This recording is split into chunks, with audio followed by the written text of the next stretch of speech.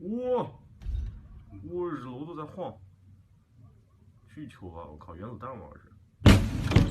我操，楼上玻璃碎了，我操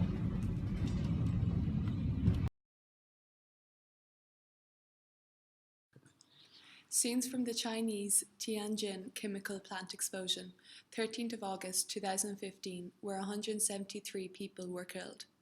Why should we care about the occupational hazards of industrial chemicals? 20 million people are employed in the chemical industry, and many more millions of workers have direct contact with its products. Industrial chemicals are of great strategic importance to sustainable development and growth of national economies. Many of the modern luxuries we have today, components of phones, pharmaceuticals, and even soap, are produced through chemical processes. Industrial chemicals and their associated risks are here to stay, so it is important that we draw attention to the safety of workers in contact with them. There are two main categories of risk. First are the hazards associated with direct contact with chemicals. These have effects ranging from acute nausea and dizziness up to chronic diseases such as asthma, dermatitis, nerve damage, and even cancer. Industrial chemicals can also have dangerous physical properties. Uncontrolled explosions and fires can pose a major threat to workers' health. The question is, what risk do these chemicals pose to developing countries? Rapid industrialization has created a huge gap in safety standards between many developed and developing countries. The implementation of international chemical safety policies is uneven, and many countries slip through the cracks. Developing countries often lack the capacity to manage these harmful chemicals, so the risk of injury is increased. It is only recently that some developing countries have tackled the problem of self-regulation of safety in the chemical industry. Developing countries require intervention to reach the same standards. So why do these hazards exist? In many cases, the dangerous industrial chemicals used to make many useful products of our everyday lives cannot be substituted for safer alternatives. The production of petrol and plastics are just two examples of this. The fast pace of industrialization now forces developing countries to start producing high-tech products before they have the proper bodies to regulate and enforce work safety. As well as this, they may not have the correct equipment, and all of this can result in the endangerment of workers. Working conditions often do not meet the minimum standards and guidelines set by the WHO and International Labour Organization, even when there are local regulatory bodies in place. In the Philippines, the Bureau of Working Conditions does not have enough manpower and funds to conduct regular audits.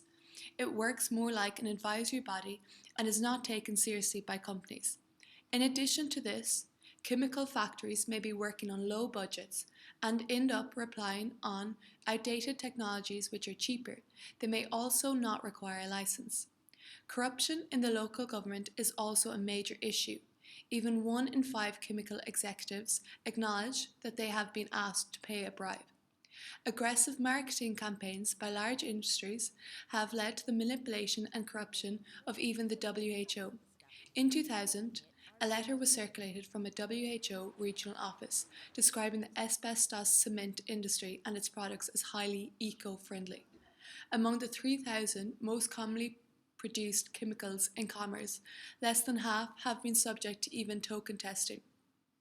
And of these, only half have basic toxicity data that are publicly available.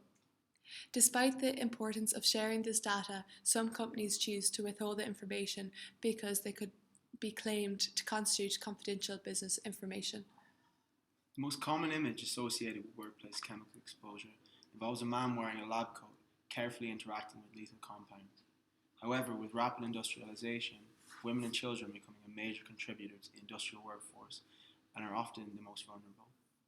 Women have a greater proportion of fat tissue, allowing some toxic chemicals to accumulate in higher amounts. This, coupled with lower body weight, can increase the effect of occupational chemicals. Children are especially at risk due to their immaturity, size, and early neurological development. Therefore, children may misjudge or ignore an industrial risk. Finally, most children do not fit in personal protective equipment. Let's begin with pre-birth.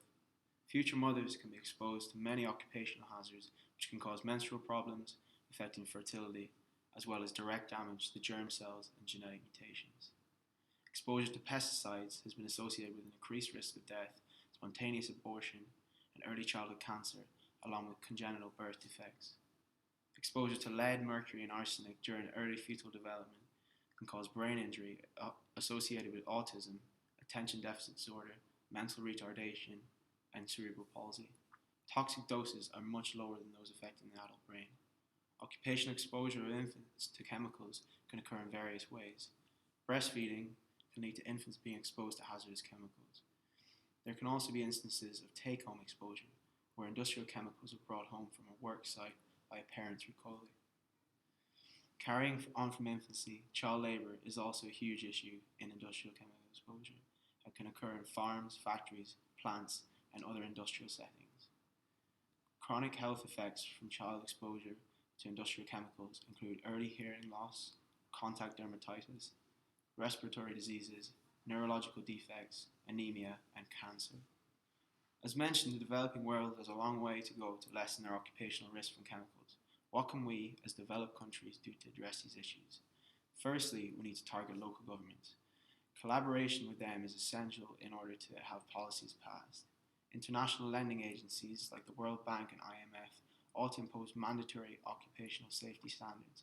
If countries do not adhere to these standards, they will receive a reduction in funding. Developing countries will then be forced to improve their policies and reduce the occupational injury rates in order to receive international aid. The World Trade Organization is another body that can play a major role in improving safety by setting a minimum standard of occupational safety regulations for all member countries, otherwise risk having trade restrictions imposed on them. A different approach would be to target access to benefits. Currently, workers' compensation schemes are centered around a tort system, which focuses on compensation based on fault, making it difficult for an employee to claim compensation. In New Zealand, compensation is awarded to all forms of injury, regardless of the cause. This makes it easier for a worker to claim for a disability and increases awareness of occupational health safety. Another target to address occupational health safety are health professionals. There is a lack of doctors in the developing world to recognize and deal with occupational health problems. This is also another reason why compensation for occupational diseases is low in these areas.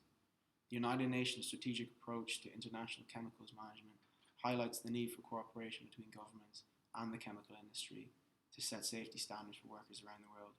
Each industry has its own risks, which require individual attention to ensure safety and accountability for damages, no matter which country a worker lives in.